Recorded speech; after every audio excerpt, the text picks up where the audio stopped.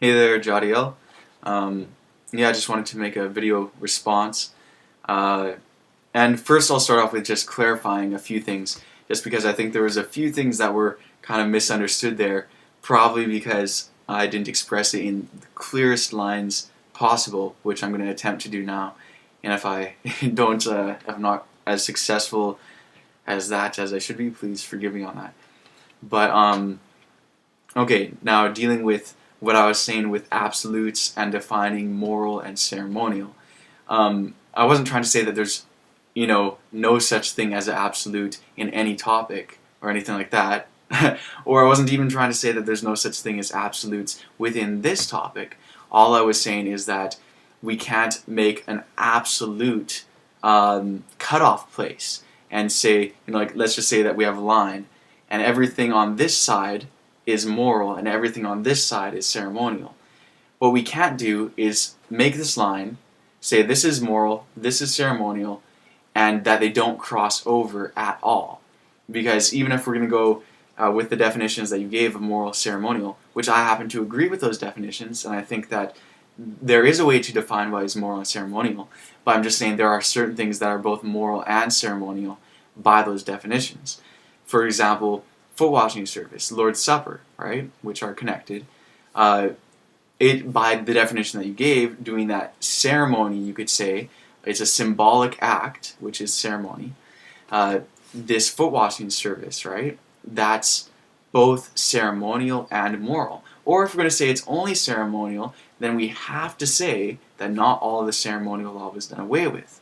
So you get what I'm saying there? It's just there is moral, there is ceremonial, but some things cross over, and therefore we can't say we keep this and the rest we throw away, right?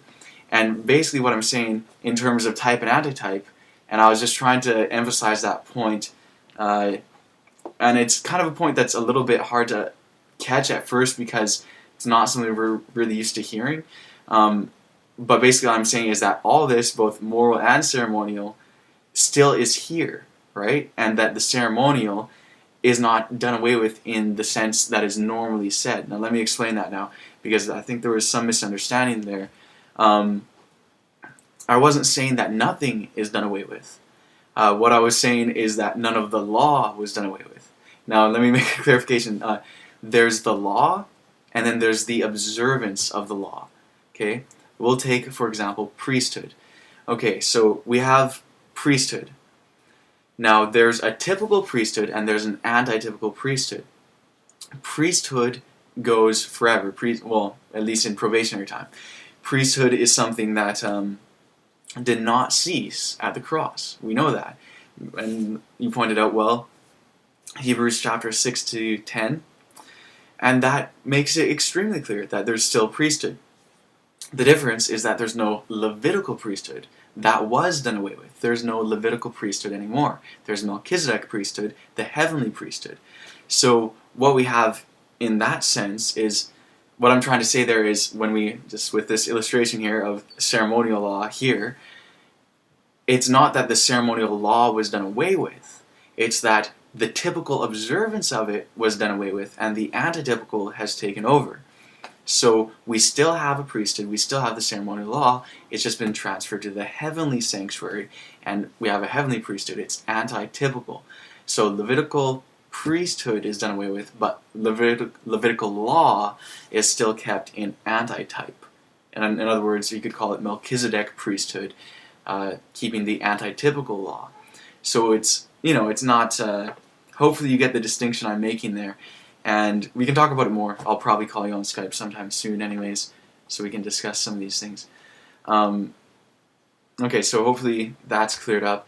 Also, I noticed that you mentioned something about the disciples and the apostles and how they weren't offering sacrifices on Pentecost. And that's why I think that there might have been some misunderstanding there, because I wasn't trying to say that. What I was trying to say is that they were keeping the law in antitype. So they clearly understood that it passed from type to antitype. It's just that they didn't, so they weren't keeping it in type. So for example, that sacrifice, right? that is kept in type if you're using an animal sacrifice, right? That's keeping in type. And of course they didn't do that on Pentecost. So there was no confusion in their minds as to whether or not they were supposed to keep the typical observance of the ceremonial law. But were they to keep the ceremonial law in antitype? Well, like you pointed out, Hebrews chapter 6 to 10 shows that they well understood that they still do have a high priest. So the ceremonial law was still intact, it's just it was anti-typical. And we will have to discuss more at some point here what the differences are between type and antitype, in different particular things. But I wanted to point out something quick here in Acts chapter 2 and also going to chapter 3, showing how they actually were keeping the ceremonial law in antitype. And you mentioned the Lord's Supper, which is a whole nother aspect of this, which is a huge topic. Maybe I'll send you a PDF file on that actually, which I think you'd really, really enjoy. Okay, so we know from the Bible that each day there was a daily sacrifice, morning and evening. And we know that in the Hebrew reckoning, it was the 3rd hour and the 9th hour. The Bible speaks of this, and so Sister White speaks of this too. Now, something to point out, on Pentecost, okay, keeping it in type versus keeping it in antitype. Keeping it in type, if you want to know what that's like, if you read Leviticus 23, which I'm sure you're well familiar with, and also Numbers 28 and 29 give the sacrifices on the various feast days, as well as the new moons and each day. So, in type, there was a daily sacrifice at the 3rd hour, at the 9th hour, from sunrise. And in addition to that, there was the offering of the wave loaves and, drink offerings, meat offerings, so on. So, in antitype, though, we're going to see quickly what's changed. Acts 2, verse 1. And when the day of Pentecost was fully come, they were all with one accord in one place. Okay, so in one accord in one place. So we know, according to what was done in the Old Testament, there was a convocation, an assembly of people. So that we see, as they're keeping it here in antitype, they're still coming together on that day. So the time has not changed. And let's see if their actions have changed. First of all, let's look at the things that they didn't do, as recorded in this chapter. They weren't offering wave loaves. They weren't sacrificing animals. Okay, so those are typical things that were not done. But let's see if they were still doing something in relation to those things that fulfilled those things in antitype. So let's just take those two things, the wave loaves and sacrifice at the 3rd and 9th hour. Now if you look in verse 14 of Acts chapter 2, we see Peter, it says, But Peter, standing up with the 11, lifted up his voice, and said unto the men, Ye men of Judea, and all ye that dwell at Jerusalem, be this known unto you, and hearken to my words. For these men are not drunken, as ye suppose, seeing it is but the 3rd hour of the day. Interesting. And why would they suppose that they're drunken? Well, it talks about, as well, drinking wine, but it's not that they were drinking alcoholic wine, obviously. But this is the thing, it was the 3rd hour of the day, and they were doing something at that 3rd hour. That's the day, the time of the morning sacrifice. Now, if we go on to chapter 3, verse 1, which, it continues on, and then we get to chapter 3, it says, Now Peter and John went up together into the temple at the hour of prayer, being the 9th hour. Now we know, according to the Psalms, prayer is as incense, right? Or incense is as prayer. And incense was also burning at the times of the sacrifice, and it was the 9th hour. So we see they're doing particular things at those times.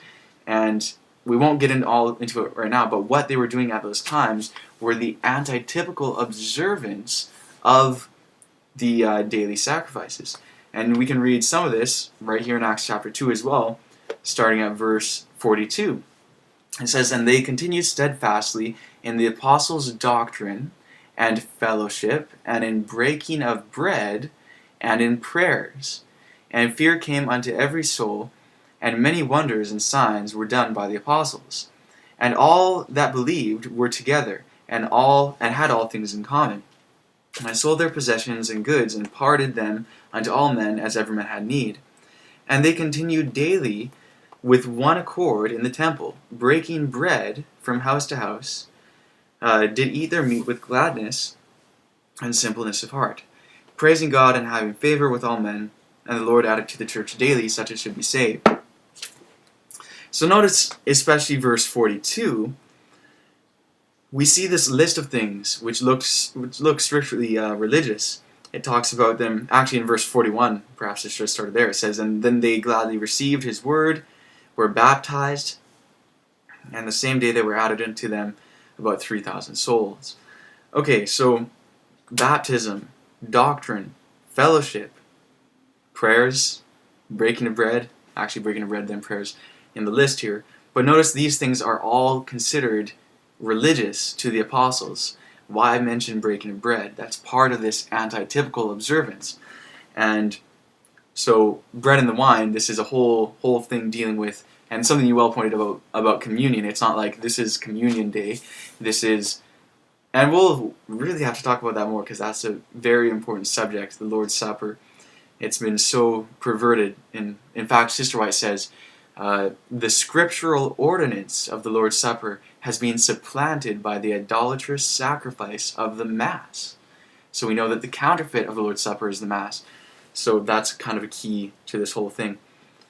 Okay, but hopefully you're kind of getting where I'm going with that, in the sense of they weren't keeping the typical observance of the day of Pentecost, which included the ceremonial law. But they were keeping the ceremonial law and the day of Pentecost in all its aspects in antitype. Okay, so no animal sacrifices, no waving of the wave loaves, but they were keeping it in antitype. The third hour and the ninth hour have significance, as well as the breaking of the bread and drinking the wine, even as it pertains to Pentecost. So, and you kind of hinted at that as well when you said, whenever we come together, we ought to be doing these things. So that's kind of, we may be somewhat in line on some of these things, yeah. But I want to just point out too about the wave loaves. Did they offer wave loaves? Well, they didn't offer wave loaves typically, but did they antitypically keep that part of the feast? Well, we know that Christ rose the day of the wave sheaf, right? And that these different grains in the different sections of the harvest represent people, right? The harvest of souls. As we read in Matthew 13, and the Bible's full of harvest terminology in regards to people being grain, or people being the things, or people being harvested into the garner of the Lord, so to speak. So we know that Christ is called the first of the first fruits, right? Of them that slept. And same as those who rose with him, and he offered them as the wave sheaf before the Father, as Sister White says in Desire of Ages. So they were symbolized by that wave sheaf. Now, the wave loaves actually came on the 50th day from the offering of the wave sheaf. Now, it's in Acts and it's in the Gospels. You'll see that from the time of the resurrection of Christ, the day that the wave sheaf was offered, there was 40 days that Christ spent, right? Which you read in Acts 1. And then there was a 10-day period from when he ascended until Pentecost. So it's clearly the 50 days, the 40 days, and then the 10 days, making the 50 days. And so there, basically on this day of Pentecost, is the day, and this grain represents people, just like the wave sheaf. So we have these two loaves, two companies, and something to notice is they were both numbered. We have two companies on the day of Pentecost. We have the 120, and then we have the 3,000, two numbered companies. And there's a whole lot more detail into all of that we could get into, but obviously we'll probably do that when we're talking back and forth in more of a flowing fashion, I guess. So anyways, hopefully you're getting my point there, how, hey, wait a second, look at all those things that were in the type. They were actually keeping it. Because in the type, you had the day, right? The day itself, you had the convocation coming together, which they did, right? So they're keeping the feast.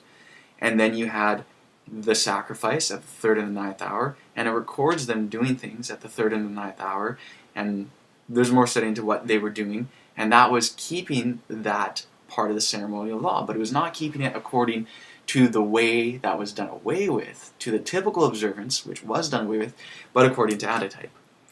Now, they weren't offering literal wave loaves, they themselves were the wave loaves, so they kept that as well. See what I'm saying? They were keeping all the aspects of the feast, it's just that they were keeping it in antitype rather than type. So hopefully that point is clear as to what's being said in that regards. So, alright, I think that's basically it as far as this video here. But yeah, we'll talk sometime soon. So blessings to you. Have a great day.